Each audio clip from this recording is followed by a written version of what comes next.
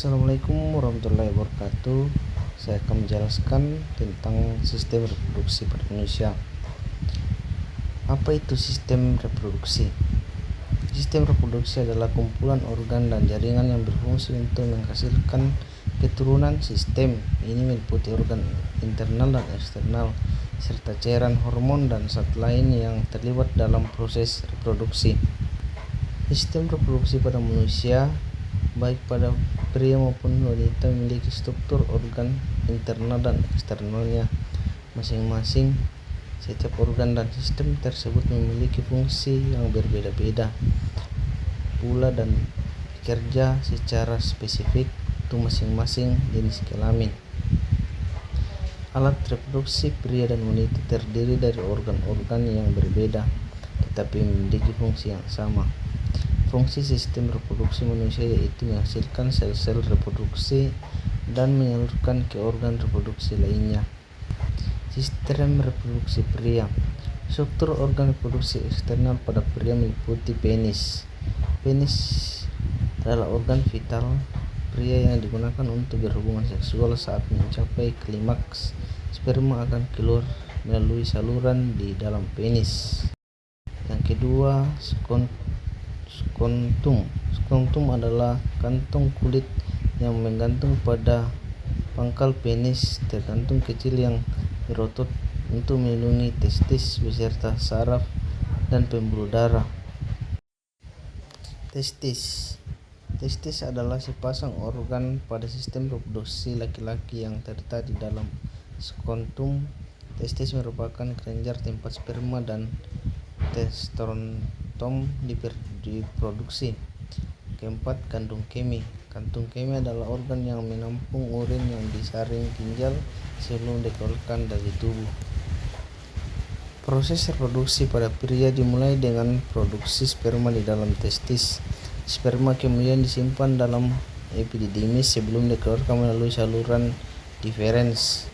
Lalu saat hubungan seksual terjadi, sperma akan keluar melalui penis dan mencari sel telur yang matang di tuba falopi wanita. Di dalam organ sistem reproduksi wanita inilah sperma membuahi sel telur. Organ reproduksi pria. Organ reproduksi pria adalah testis. Organ sistem reproduksi ini berfungsi untuk memproduksi sperma dan hormon testosteron. Reproduksi sel reproduksi. Dalam sistem reproduksi pria, testis merupakan penghasil sel reproduksi manusia. Testis menghasilkan sperma secara terus-menerus setiap harinya melalui proses yang disebut spermatogenesis. Sistem reproduksi wanita. Ovarium. Ovarium kelenjar berbentuk oval dan berukun kecil yang terletak di kedua sisi rahim. Ovarium menghasilkan sel telur dan hormon testosteron serta progesteron. Tuba falopi. Organ ini berbentuk menyerupai tabung kecil yang menempel di bagian atas rahim dan terdiri dari bagian-bagian yang bernama fimbriaceae, infundibulum, dan isthmus. Tuba falopi berfungsi sebagai jalur sel telur untuk bergerak dan dari ovarium ke rahim. Proses pembuahan biasa terjadi pada organ ini.